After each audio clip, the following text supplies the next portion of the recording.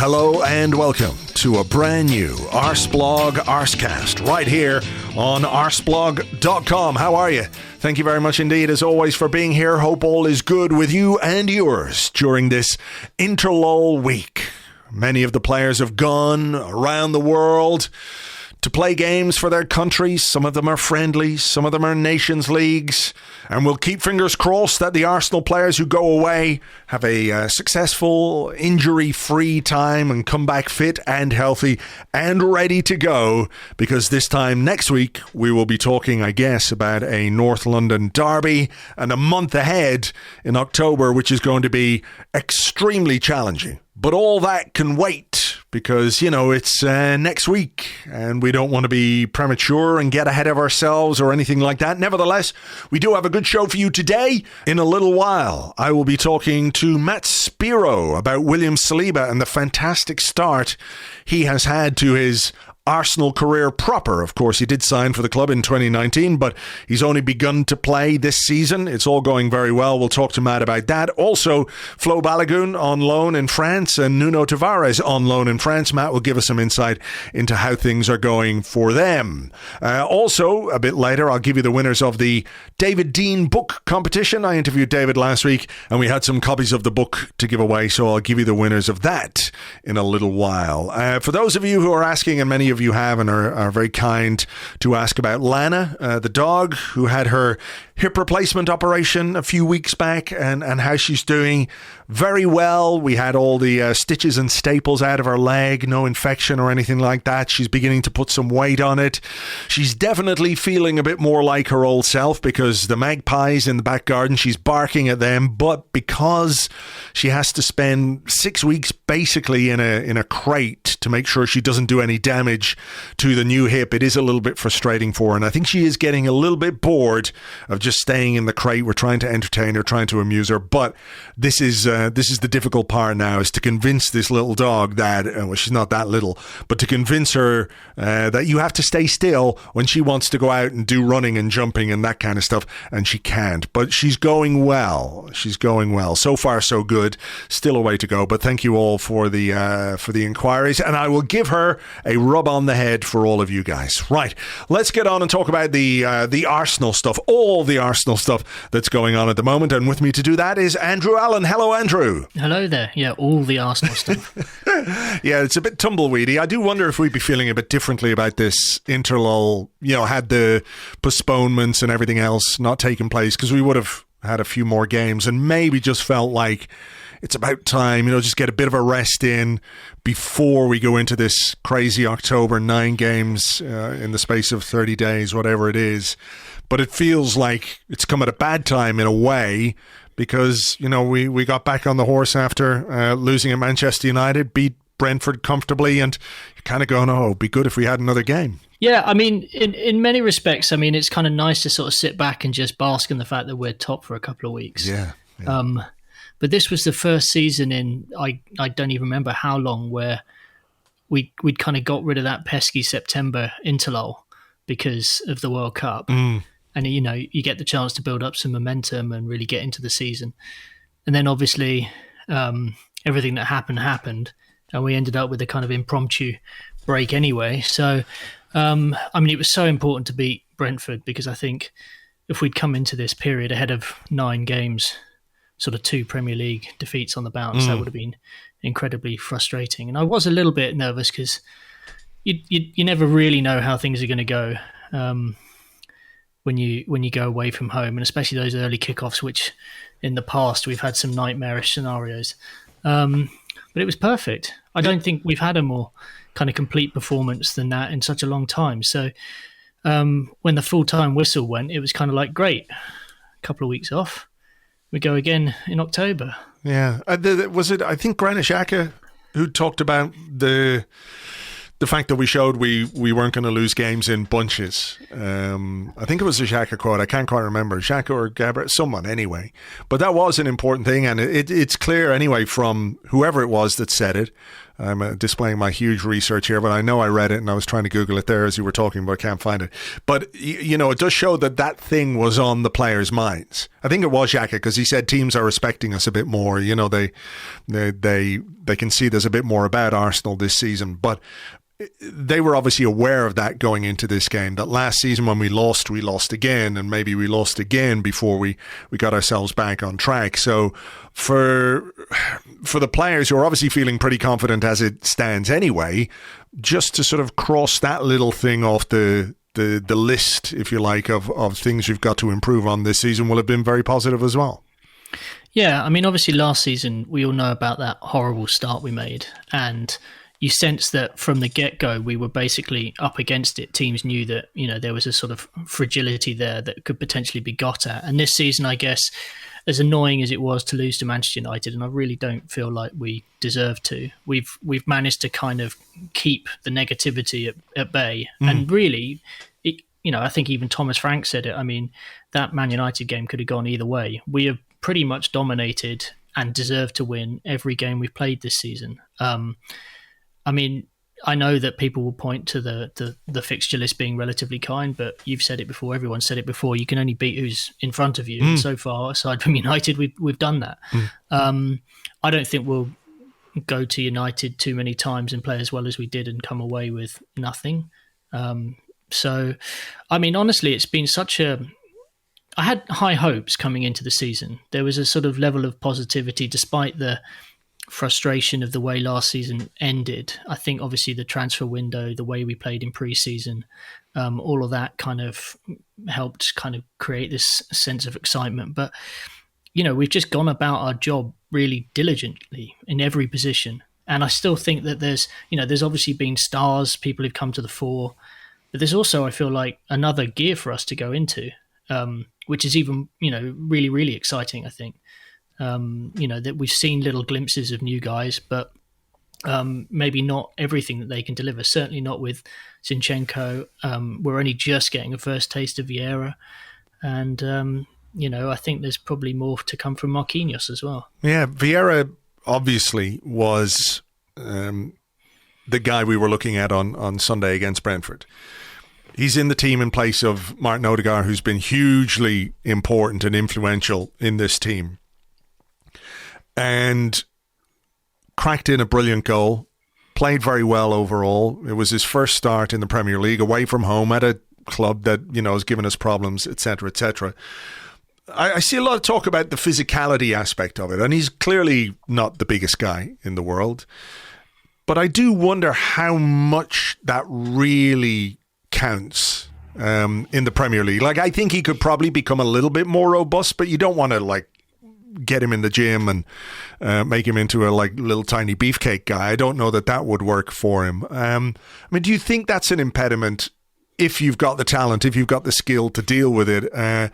We've seen players before who are small but who can cope with whatever the Premier League throws at them because their technical ability is good enough. I guess we've still got to see with Vieira as to whether or not that's the case. But what we've seen so far has been very promising. Yeah, I mean, I don't know so much about the physicality thing anymore. I mean, I think if you look across the league in almost every single team, there's sort of a smaller guy. I mean, even Brentford brought on Damsgaard the other day, who's a sort of small, astute, tactical, technical player who, I think will be very good for them this season as a replacement for Eriksen, who again is a similar type. But you could even point to someone like Bruno Fernandes being physically, inferior to some of the opponents they come up against. I just think when you look at Vieira on the ball and his understanding of the game, you kind of hope that he doesn't actually have to get crunched in challenges too often. I mean, I know it did happen the other day on the touchline and whatnot, but he's a footballer. I can't remember if it was you or James who said it on the Arsecast Extra on Monday. It was like, well, he's probably been the smallest guy on the pitch at every level he's played football, and he's come through pretty well so far. So that was James. I completely take that opinion really. And as a football club, you don't spend 40 million euros at the drop of a hat on a guy you think might struggle just because he's a bit small. So I'm very confident. I actually thought against Brentford I thought he was good, but I thought he was quite safe. Like, I feel like there was a kind of ticking over whenever the ball got to him, but he wasn't necessarily imposing himself as I think he might come to impose himself on games going forward. I think Ozil, well, maybe not Ozil, Odegaard was the same. I mean, Odegaard was a little bit conservative when he first came to the side, like trying to get a feel for what's going on around him, what the players like, all the rest of it. So I actually think, there's definitely more to come from him. I mean, obviously, when you see a guy crack a ball in from 25 yards like he did, basically give the keeper the eyes and then send him the other way. I mean, it was a terrific strike. I mean, how can your appetite not be wet by that? Yeah, no, I agree. And I agree with you about, the not quite playing it safe, but it does take a bit of time to get used to the Premier League and knowing the opposition you're going to play against, knowing the way that they're going to play. Just becoming more comfortable in your new surroundings. Even, I thought it was quite interesting that the post-game interview that he did, he had Gabriel Martinelli with him, and the two of them apparently have become really good friends very quickly. But Martinelli was there not necessarily as a translator, because Fabio Vieira's English is quite good. I saw him answer questions that, I've seen players arrive and they can't speak English, and sometimes they go on TV and they try and they do their best, and fair play to them and everything else. But Vieira's English is pretty good. So he didn't necessarily need Martinelli there as a translator, but just maybe as a kind of, not bodyguard either. Media bodyguard is the wrong way, but just to give you that sense of comfort when you're doing things like that. And that might be true as to what's happening on the pitch as well. Yeah, I mean, we've seen over the last couple of windows that no matter where we've gone and got players from, we've made a real big thing about their communication skills being good. I mean, even Tomiyasu came to England with very good English comparatively. I think the only one where we've kind of maybe rolled the dice a little bit on that is Marquinhos, and Arteta has referenced it a few times that his language skills are nowhere near where they need to be, but at the moment he's kind of getting around the place on a smile and a good attitude. But yeah, with Vieira, I mean, it seemed pretty much from the get-go, like with his Arsenal his Arsenal introductory interviews and stuff, that he was speaking English there. And again, quite a surprise. I mean, I say that, as a sort of ignorant British person who everywhere you go, you just sort of point and speak louder and feel slightly inferior to everyone who comes to this country and can do it fluently in whatever 10 languages it is. Fair play to him. And I thought what was interesting with the Martinelli situation is Martinelli obviously has been a younger member of the squad himself before, but he seems to be sort of playing the bigger brother, even though by age he is still younger than Vieira.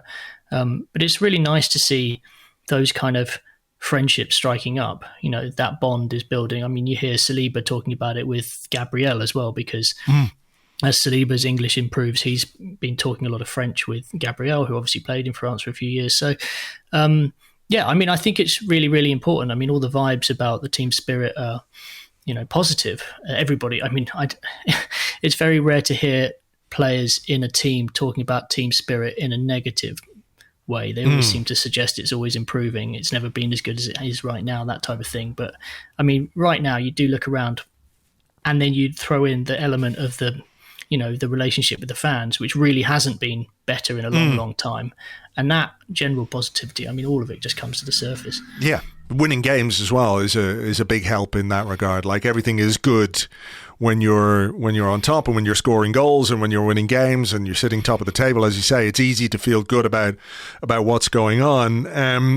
As we do go into this interlull, though, there are some players who I think we look at and might have a few concerns about. So Martin Odegaard is away with Norway. We don't quite know if he's going to play or not during this break. They're friendlies. Are they friendlies or are they Nations League games for Norway? Basically the same thing, but yeah, I know what you mean. Yeah.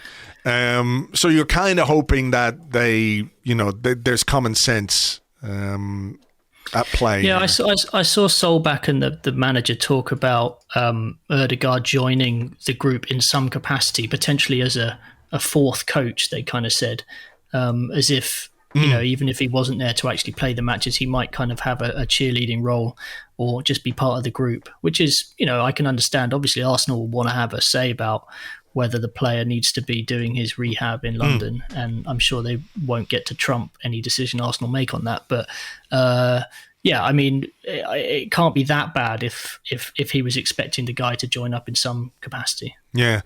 Thomas Partey is another, made his comeback against Brentford. He's got 2 games away with Ghana. One of them is Brazil. I can't remember who the other one is against. Could be Nicaragua. I think it's Nicaragua in south of Spain or something like that. And this is one of those where you're like, okay, these games could be quite useful for him because he has been out for, whatever it was, a month or thereabouts, getting that match fitness. But it does seem to be a case that he can sort of go for so long and then it goes again. It goes for so long, then it goes again. I mean, what's your sense on that situation? Like, it could be useful for him to come back and get those minutes under his belt, but it pushes him closer to the next one, maybe.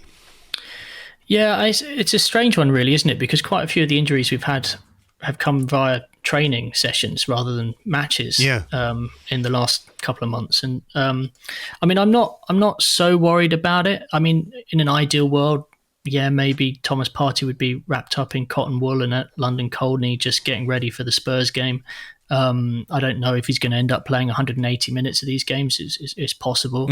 I think it was very clear that we did miss him when he wasn't playing. It's no surprise that he wasn't in the midfield, or rather Sambi was in midfield rather than him at Old Trafford, and that didn't quite go to plan. So, I mean, it is a slight concern, especially with El Neni obviously sidelined for however many months. We still don't really know what the deal is there. I mean, the injury situation in general has been a bit concerning. Zinchenko's picked up a couple, Smith Rowe obviously. Who else did we know? Odegaard's obviously had something. Nelson's had something. It's an underlying concern given the pre-season that most of them have had. Yeah, and there are few worries about depth and what have you, though. Yeah. As I said on the Arsecast Extra on Monday, the depth was evident against Brentford. In that, without Odegaard, we had Vieira. Without Zinchenko, we had Tierney.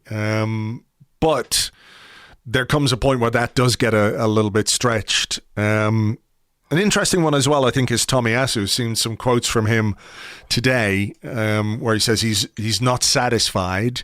And you can understand why he's not satisfied, because he's not playing very often. Ben White, I think, has been one of our outstanding players. Doesn't really get an awful lot of mention, but I think he's been really, really good in the right back position, which again is evidence of our depth, because without Tomiyasu we have Ben White, because it's not Cedric, and we have Saliba in at centre half. Tomiyasu says, when you look at the players selected as starters in the Premier League games, you will understand what is required to be there. I will work hard in order to get my position back. And it is an interesting one, because, this is a guy who in the first half of last season was absolutely superb. Fell by the wayside, and I think we suffered a little bit because of his absence, particularly in the final part of the season, even though he did come back, but I don't think he was quite 100%. That's a really interesting one, isn't it? Because that sort of line between competition, a competitive environment, and a really tough decision for a manager to make is quite a thin one. You wouldn't say anybody is deserving to lose their place, if that's the way you want to put it, but obviously in November he's going to have to mix things up a little bit and make sure that people don't get too fatigued. Yeah, look, I think if Tomiyasu had been properly fit at the start of the season, he'd have been in with a real shout of starting all the games, from the get-go. But obviously that wasn't the case. So Ben White was put in there, and Ben White's done well. So you don't necessarily just take him out because, Tomiyasu's back. I think there is absolutely no doubt in my mind that Tomiyasu will play a lot of football between now and the World Cup. Almost all the Europa League games, but also I think Ben White will need a rest. And if Ben White doesn't need a rest, then maybe Gabriel or William Saliba will, and then Ben White will be the first one to move across. So, I mean, I think you want to hear your players aren't satisfied when they're not playing. But yeah, Tomiyasu's going to have a lot of football coming up, and given the way that his body's coped with things last season, that in itself will be a test. And, unlike Ben White, he's a cert to go to the World Cup. So he'll also have potentially at least 3 or 4 games, 3 games in the group stages, and then see how they do at a time when Ben White, it's looking increasingly likely, will be in London. I'm not too concerned about Tomiyasu. I think looking across the squad, as far as I can tell, like only Cedric, Matt Turner haven't played any kind of Premier League minutes so far. Cedric's actually another one who's had an injury, hasn't he? He's been sidelined, and that must have come in training because he's not played any minutes. So, it's a weird one. I guess there was a very intense pre-season. I don't know if Arsenal are running or playing, training sessions at a higher intensity than they have done in the past. These are all unknowns. As fans, you never know. Well, we're playing at a higher intensity, so you would imagine that is reflected in training, because you train like you play like you train, whatever way you want to look at it. There is obviously a measure of restraint in training, but if you want to be able to play with that intensity, you've got to put in the work as well. So maybe that's it. I mean, there is something else which has sort of crossed my mind, which is when you've got greater squad depth, you can almost afford not to have players take a risk. So if they feel something, you're asking them to kind of, announce that early doors, because we don't have to push them into action the way that we used to have to push them into action. We've got 2 or 3 other options. And actually, in the long term, that might help us over the course of the season, because we don't allow little things to become much bigger problems, which obviously has been an issue in the past. I don't know. I mean, it's one of these things where we're never going to get a true answer out of the club, I guess. Yeah, that's a good point, though. A couple of 2 or 3 week absences rather than something that's going to be out for a couple of months, like Kieran Tierney with the knee, for example. When you feel something in your knee, say it. And don't risk something happening at a later date. Tomiyasu is going to face off against Matt Turner, actually, in a friendly, Japan versus the US on Friday 23rd, which is tomorrow at the time of recording, and they're playing Ecuador in another friendly. I find it mad that Ben White might not go to the World Cup in the England squad, I have to say. Based on current form this season and everything else I've seen, I think he'd be hard done by if he missed out. Yeah, I mean, I guess he was a very, very late addition, wasn't he, to the Euro 2021, whatever tournament, whatever we call it these days. He kind of, ended up being the kind of guy that they turned to when there was a couple of injuries. And, maybe there's an outside chance that happens again. But you can't help but slightly wonder if he's still picking Maguire, who quite clearly is out of form and not getting minutes. He suddenly turned to Eric Dyer, who, hasn't really been around the squad for a while. People like Luke Shaw are getting call-ups and stuff. I mean, I think Arteta was 100% right the other day to point out, Ben White's versatility is 100% a positive when you're taking a team to an international tournament, because you never know what can happen on the injury front. And you need people who understand systems and whatnot. So, yeah, I don't know. It's a weird one. I just feel like it's hugely surprising to me that he's not played more, not just, not been selected for this squad, but he's not really been in and around the squad for the last couple of camps. I know there was some injuries towards the end of last season, but, maybe it's just one of those, personality things. Maybe Gareth Southgate doesn't quite feel him in the way that he does some of the other guys. Imagine not connecting with Gareth Southgate, Mr. Exciting himself. Well, look, we'll see. We'll see what happens. Like from an Arsenal perspective, if he doesn't go, I'm okay with that, I guess. So you don't have a guy who's away, but we're going to have plenty of players there anyway to see. Just moving on, there was some talk this week after the debut of Ethan Nwaneri. Some criticism in certain sections of the media, and our friend Dan from HLTCO did a very good little podcast on this. People can listen to it if you go to his Twitter at HLTCO or patreon.com HLTCO. You'll find the free podcast there. Give it a listen. He's very good on this. But criticism of the decision to give this 15-year-old his debut, it was called self-indulgent by Mikel Arteta, and irresponsible as well. And I don't know quite how anybody who has looked at, listened to, or heard Mikel Arteta speak in the 2.5 years that he's been Arsenal manager, he doesn't really do things that are self-indulgent. He doesn't really make decisions based on things that he feels aren't right for the football club or the players that, you know, he has at his disposal. Now, I do think there might be something, you know, in giving this young man his debut to sort of cement his connection to the club, because he's still on scholarship forms. You know, he can't sign professional. So there might be something in that, because he's so talented. They really want to fast track him and make him feel like part of the team. But that to me is just basically good management of your youth talent, rather than it being, you know, Mikel Arteta wanting to say, oh, look, I'm the manager who gave the youngest player ever his debut. That's not really how he operates. No, I can see maybe one angle where you might criticise Arteta for the substitution, and that is he doesn't really know how this kid is going to develop over the course of the next couple of years. I mean, he really is raw. 15 years old is raw. He's not played really at any higher than under 18 level, I think I'm right in saying. Maybe a couple of under 21 games. It was a massive departure for Arteta, because he had many chances over the course of the time that he's been at the club, now coming up to 3 years, to give kids debuts in closing stages of matches. I think more than anything, it says to me that Mikel Arteta is becoming more confident in himself and his position at Arsenal, and that he feels that he can make decisions like this where maybe before he was a little bit cautious. So obviously the circumstances of the game allowed for him to make a substitution like that. Sure. But as I said before, he's had opportunities to do that type of stuff before. And, you know, there was Matt Smith on the bench there, who at the age of 21, 22, who's been in and around the Arsenal side, has been itching for his own debut and hasn't had the chance, I don't think. I'm pretty sure, and certainly hasn't had a Premier League match. No, I don't think so. So, there might be a couple of other kids who are older than Nwaneri who are maybe asking, well, how come I haven't had my chance? But I suspect maybe those chances will come this season in a way that, you know, we haven't had those opportunities, potentially because of the 5 subs now being reintroduced post, you know, having kind of gone away, having been introduced during COVID. But yeah, no, I feel like Arteta's more confident. I feel like something washed over him the night before the game.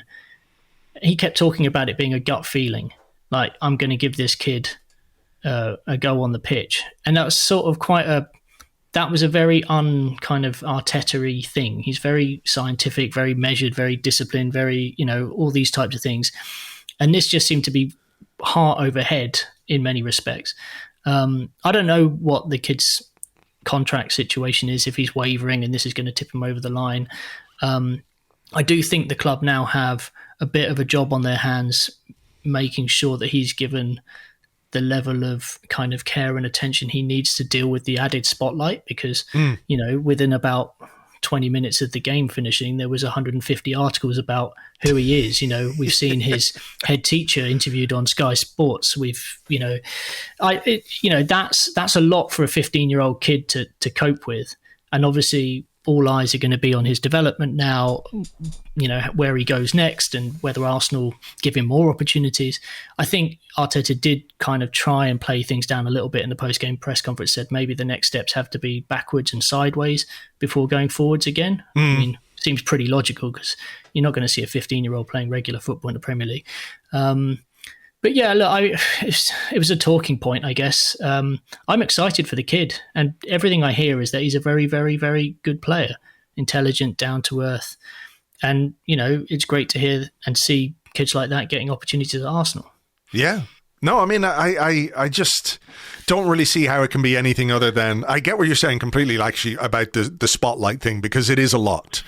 Yeah. You know, you go from obscurity to like a week-long talking point for various reasons. Many of them, the majority of them, thankfully, positive, who can see this for what it is. The others, you know, maybe not so much, and that is just perhaps part of the media cycle that those people are involved in. But you know, I whatever about Arteta acting on his gut or his heart or whatever else, I don't think he would have done it without considering those things, without considering those other aspects as well, because you just can't, because you know that when you make your debut as a 15-year-old for a club like Arsenal and then become the youngest player ever to play ever anywhere ever, basically, it is going to have some repercussions for his life, I guess, and what it means for him. But I do think that, based on the conversations that he said he had with Per Mertesacker, you have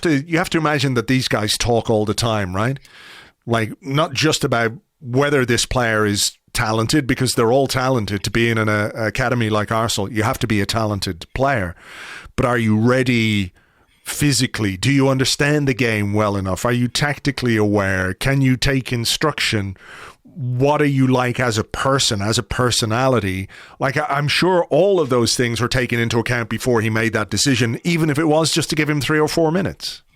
Yeah, absolutely. I mean, as you say, I think things are looking pretty joined up. We know the relationship between Mertesacker and Arteta is incredibly close. They were good pals when they were playing together at the club, and probably the two most mature heads in any room.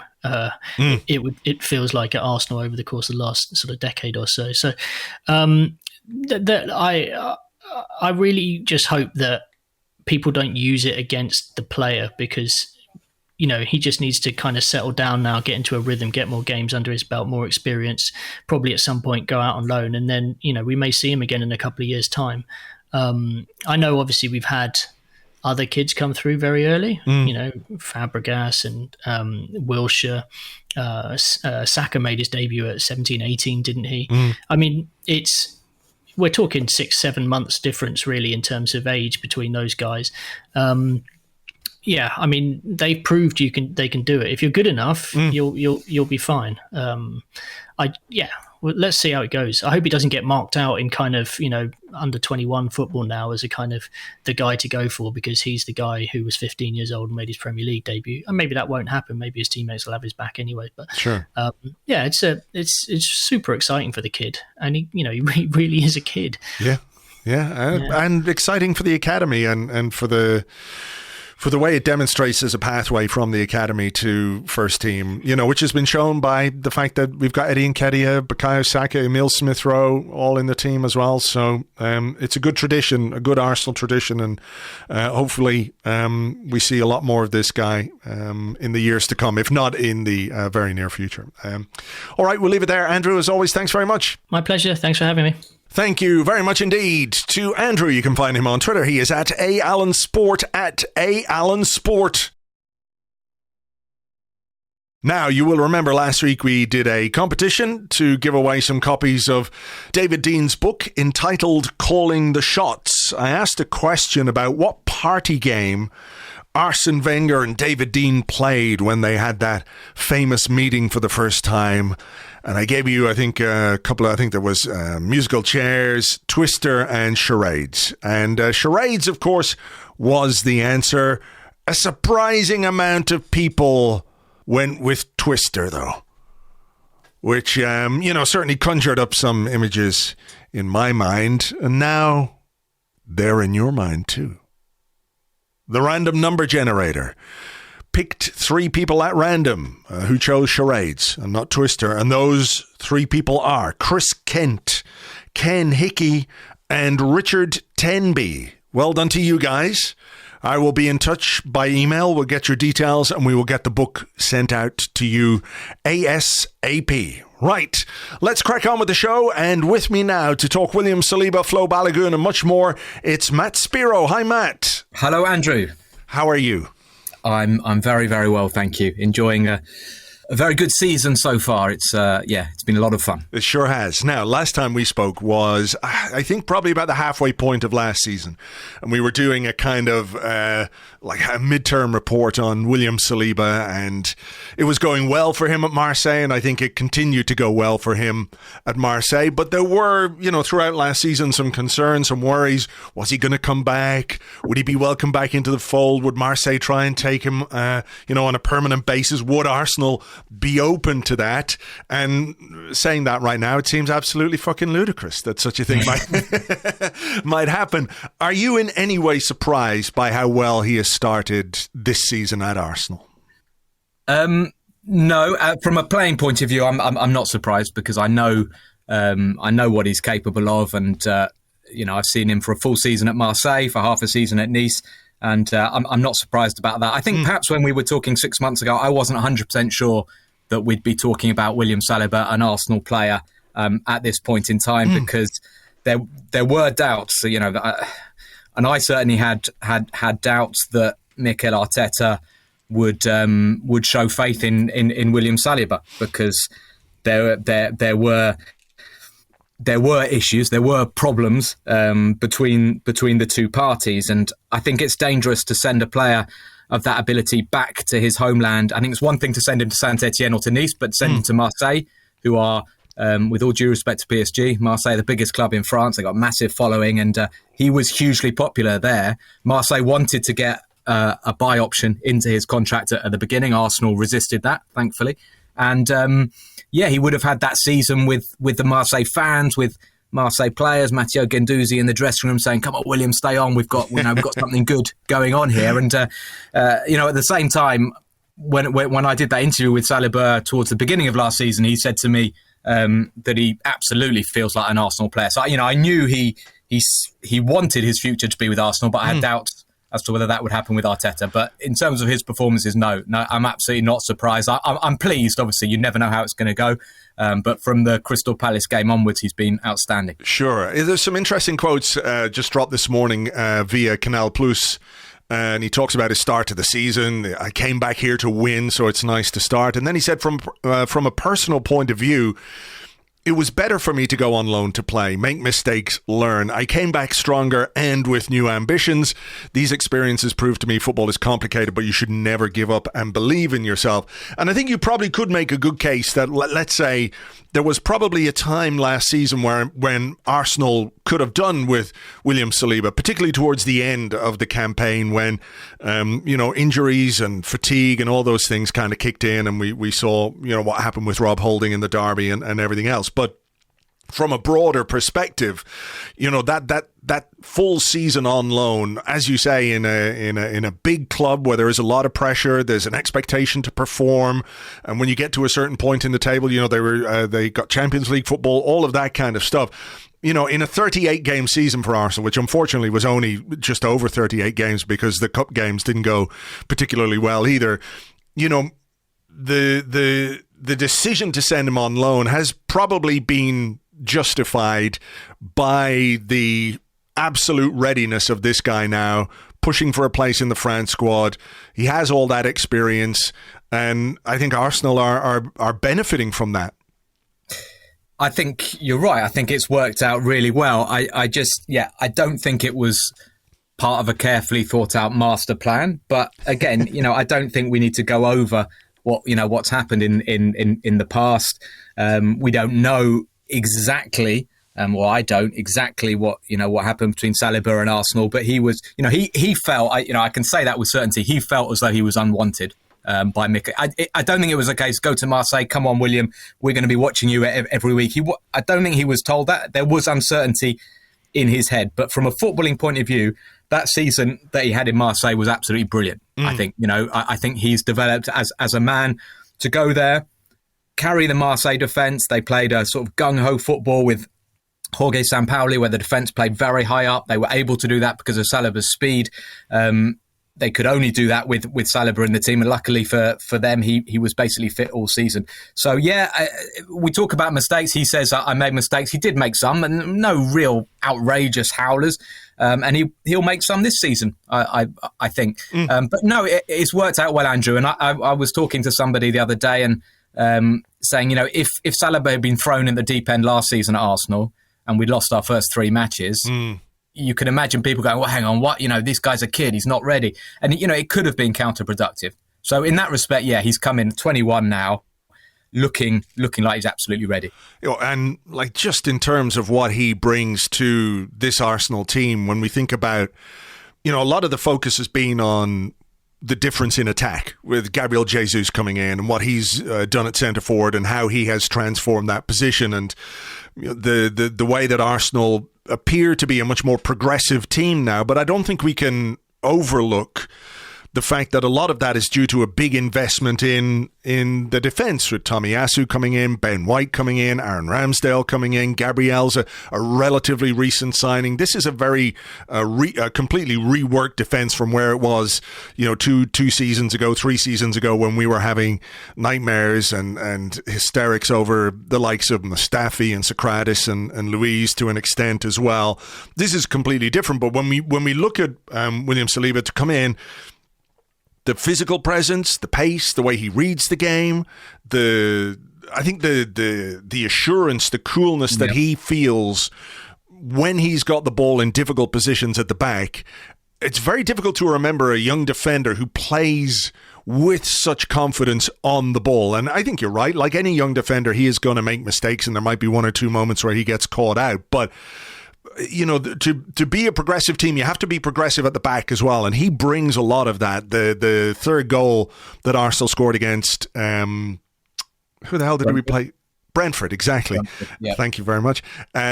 We scored, but that little 1-2 in midfield to set the move away, having almost been caught on the ball. I mean, it's not like anything I can remember before. No, Franz Beckenbauer. No, I'm going a bit carried away. No, but you asked me at the beginning if I'm surprised at all. I mean, that maybe is one aspect that he's surprised me a little bit. You talked about having the attributes that he's got, being strong, being quick, reading the game well. He's got all the defensive attributes, but what really is standing out at the moment is the way he's carrying himself on the pitch. The composure on the ball, the aura he's giving off, which is incredible for a young man. And I think it's so important for a centre-back, because it sort of breeds confidence around him as well. And yes, we saw it at Marseille. I mean, he would always be comfortable on the ball, and he'd try to do something with it rather than just, shoving it out to the fullback. And he does try and move the ball forward if he can.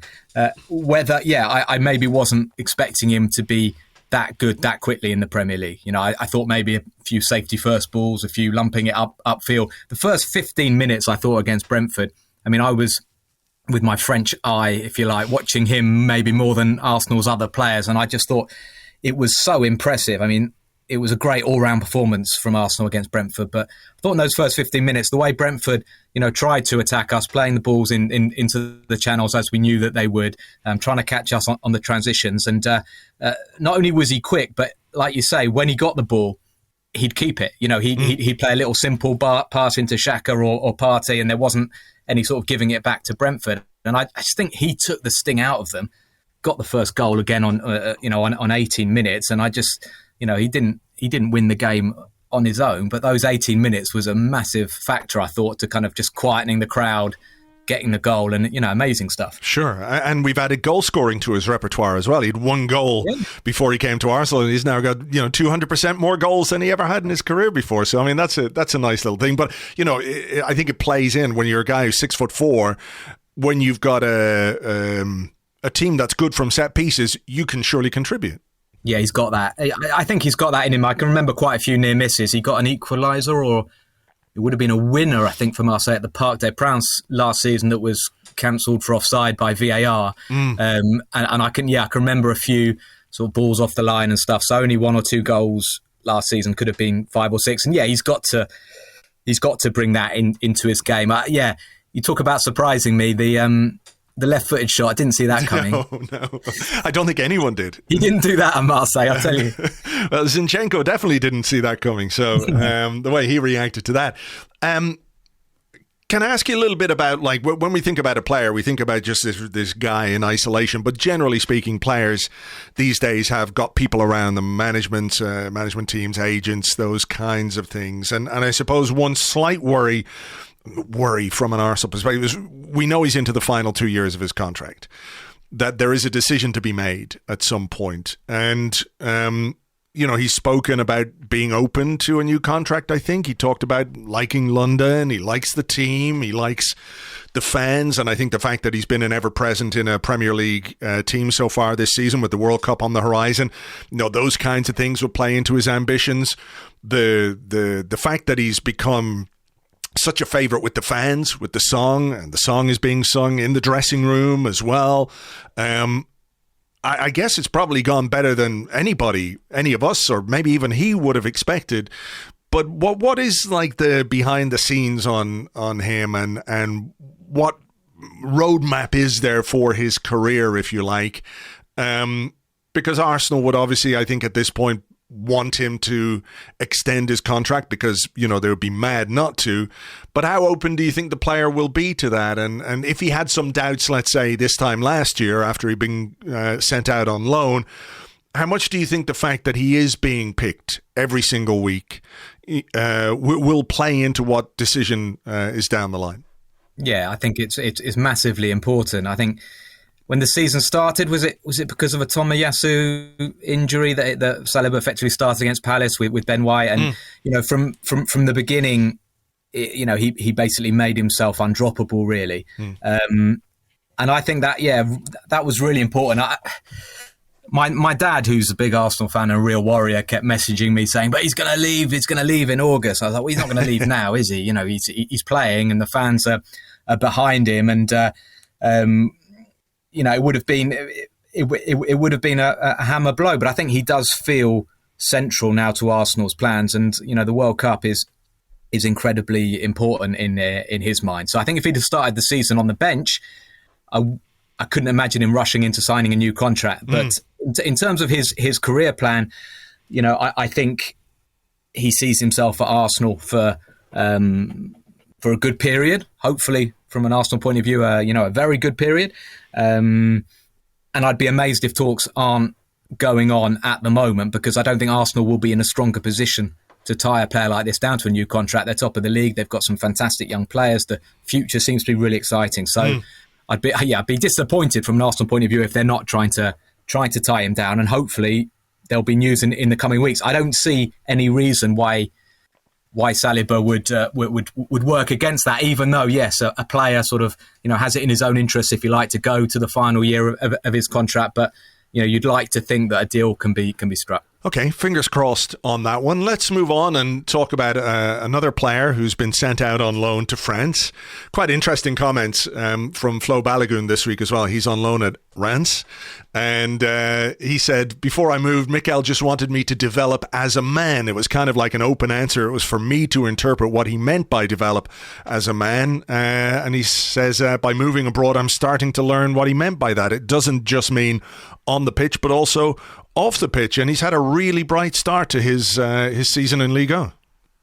Yeah, no, moving to France turns you into a real man. Matt, that for sure. Exactly. So no, it is interesting. I think it's really positive to give yourself that chance in a foreign league, and he certainly seems really invested and really sort of open. I've seen lots of clips of him with his teammates. I know in that interview he was saying, "Bloody hell, it's difficult. They're all speaking French," which quelle surprise, which is what happens quite a lot here. But he's got an English-speaking coach, Oscar Garcia, who's a former Barcelona player and has had a long and varied sort of coaching career, and is good with young players. So I think that probably would have gone into Arsenal's sort of thinking as well. Reims are, I think, the youngest squad in Europe's top 5 leagues. They're a really young team. They're down in 17th.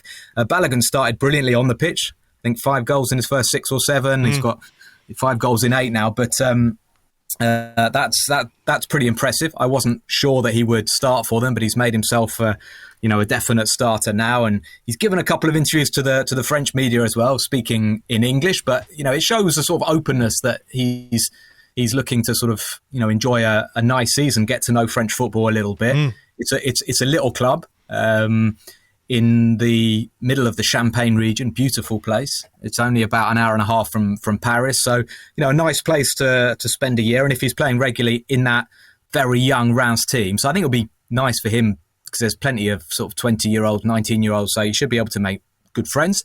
And really, really positive so far.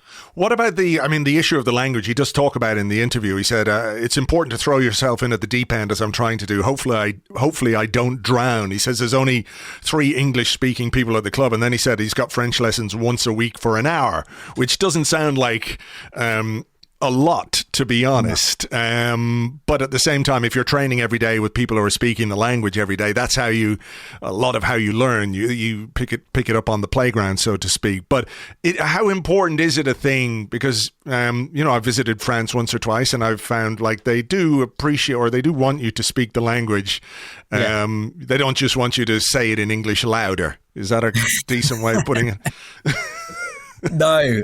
I think you've hit on it there, to be making the effort. Like he's not going to end the season fluent in French if he's only doing an hour's lesson. I mean, unless he's sort of going to the cafe with L'Equipe and having a good his dictionary and having a good read through of that.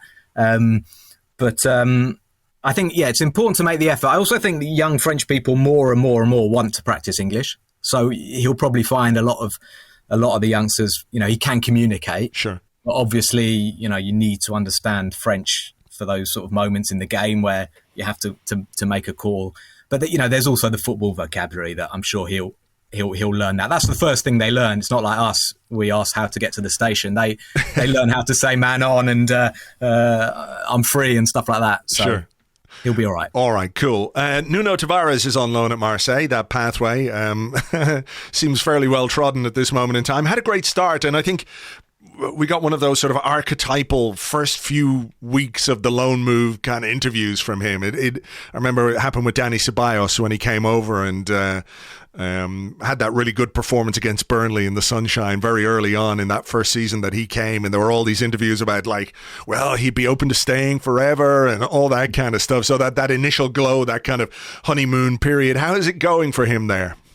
Yeah, really, really well. Really well. I mean, he's surprised me. When you think about how it kind of finished for him last season at Arsenal, his confidence was rock bottom, and he has hit the ground running. I mean, one main difference is that he's playing as a left wing back and not as a left back. And having watched him in the last few weeks, and in fact having watched him play left back for Arsenal, I'm convinced he's not a left back, and he's a left wing back, or possibly even a forward. Possibly even a left winger or forward, because he's been doing a lot of damage, with his running, and he's extremely quick. You've seen him as a player, but when he's played for Arsenal, he's had to worry a lot about the defensive side. And at Marseille, he's been given pretty much free rein to attack. And I think I tweeted something about this the other day when Marseille were struggling against Lille. They were 1-0 down, and it was the first game that they'd rested Nuno because they've been playing Champions League as well. And the coach put him on after 22 minutes.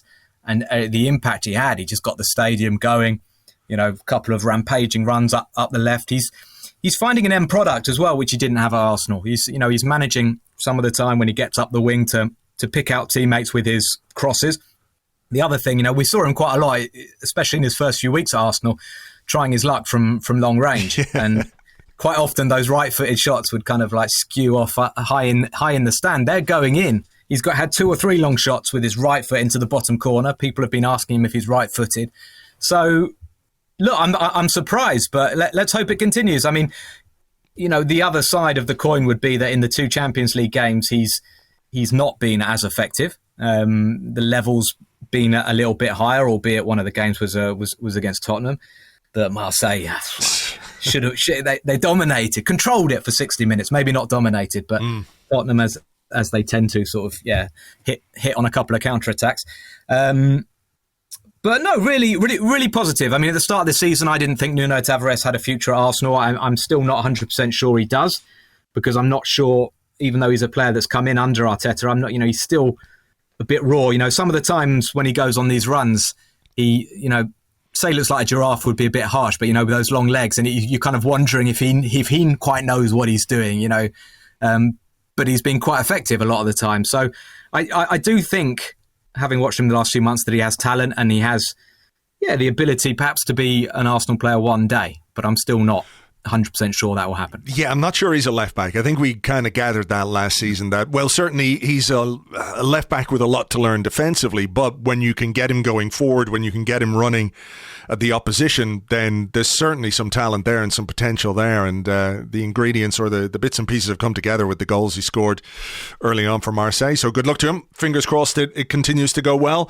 Just finally, some thoughts from you as an Arsenal fan on the start to this season. We're sitting top of the table in the middle of this international break, of course, North London derby on the horizon, but chalk and cheese when you compare it to this time last season, and certainly not just in terms of points, not just in terms of where we are in the table, but the sort of mood, the belief, what we consider that this team has got in its locker, I think compared to 12 months ago is really quite different.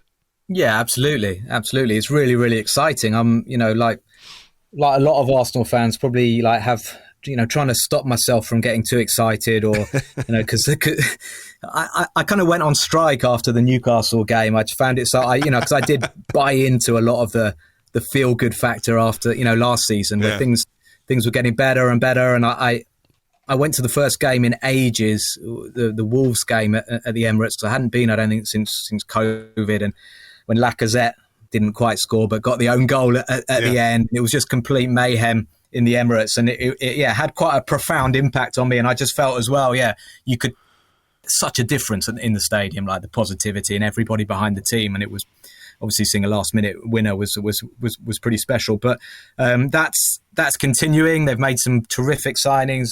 Very excited about Gabriel Jesus, obviously. And keeping my fingers crossed that we get through October, if not top of the league, then still sort of, with confidence high and having taken some points at least from Tottenham, Liverpool, Chelsea, and we'll see. But pleased as well that William Saliba is there, because had he not returned to Arsenal, it would have been the first time, I think, that we didn't have a French player since 1996. I was thinking about this the other day. Wow. Which would have been, maybe time for me to come home if that had happened. Sure. That would have been, Remy Gard and Patrick Vieira? Remy Gard and Vieira, yeah. Wow. I mean, we've always we've had lots of French players most of the time, but it's been dwindling a bit under Arteta. And I think Saliba's the last man standing. Yeah, we're moving more to the sort of Portuguese in the dressing room. That's the language of the dressing room now. Portuguese and English, I think, more than French. So anyway, listen, it's all going well. As ever, Matt, thanks a million. Great to talk to you, and we'll catch up again soon, I hope. Cheers, Andrew. Thanks. Thank you very much indeed to Matt. You'll find him on Twitter. He is at Matt Spiro, and no doubt we'll check in with him again at a later point in the season to find out how Balogun and Tavares are doing as they continue their loans in France. Right, let's leave it there for this week's show. James and I will have an Arsecast extra for you. I think it's going to be on Sunday. Although I have to check with James. I should have checked with James before I started recording this bit of the show. But we will have it for you either on Sunday or Monday. I'm not quite sure. Maybe it might be Monday evening. Is it possible that we've made an arrangement and I have forgotten? Yes. Is it possible that we haven't made any arrangement at all and I've forgotten that we haven't made it? Also yes. Anyway, we will have one at some point. So keep an eye on Twitter and on the website and everything else. I'll give you the heads up as to when we're going to record that. For now, though, have a great weekend, whatever you're getting up to. It's non-Arsenal, so, you're free to do all kinds of things that you might not normally do, such as, I don't have a clue, and beats me. But whatever you do, have a great one with family, friends, and good people. I'll talk to you on the Arsecast Extra with James whenever that's happening. For now, take it easy and we will catch you on the next one. Until then, cheers. Bye-bye.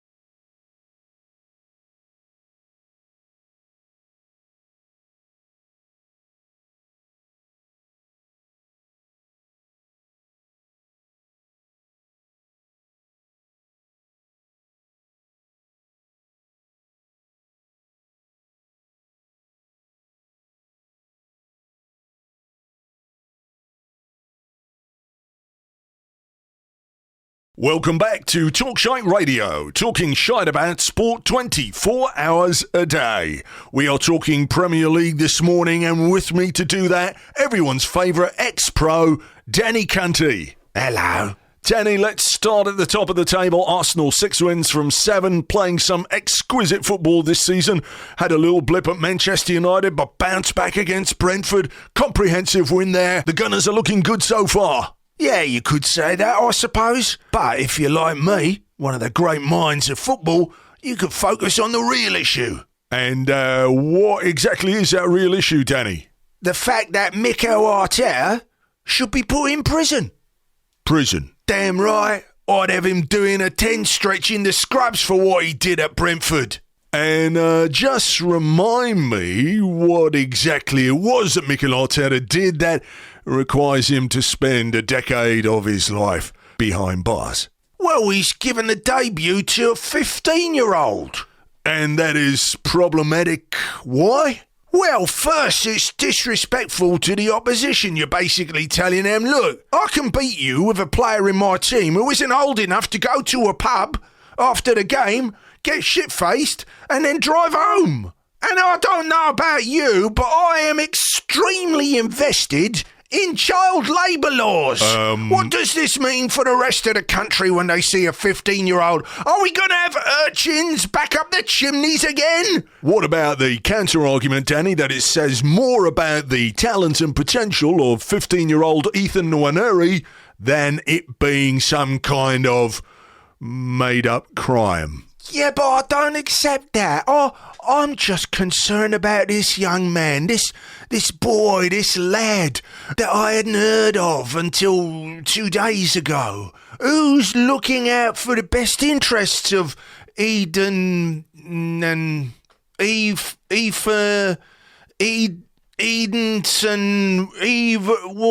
what's his name again? Yeah, I think we might leave this one here, Danny. As ever, thank you so much for bringing all your wit and wisdom to the airwaves. This is Talk Shite Radio, and when we return after the commercial break, Graham Souness is here to tell us why, instead of penalty shootouts, we should go back to when men were really men and decide games by 2 players fighting to the death.